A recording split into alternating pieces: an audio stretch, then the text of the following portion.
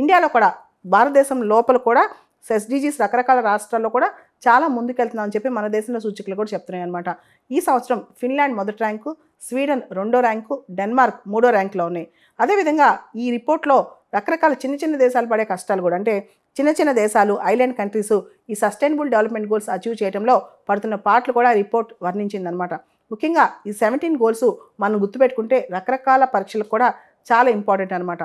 First goal zero poverty, second goal end the hunger అనమాట, మూడో goal good health and wellbeing, నాలుగో goal quality education, ఐదో goal gender equality, ఆరోది clean water and sanitation, ఏడవది affordable and clean energy, ఎనిమిదవది decent work and economic growth, తొమ్మిదవది industry innovation and infrastructure, పదవది reduced inequalities, 11వది సస్టైనబుల్ సిటీస్ అండ్ కమ్యూనిటీస్, 12వది responsible consumption and production, 13వది climate action, 14వది life below water, 15వది life on water, 16వది peace justice and strong institutions, 17వది partnership for the goals. ఇలా మొత్తం sustainable development goals 17 ఉన్నాయి. వీటి సబ్ గోల్స్ 169 ఉన్నాయి అనమాట.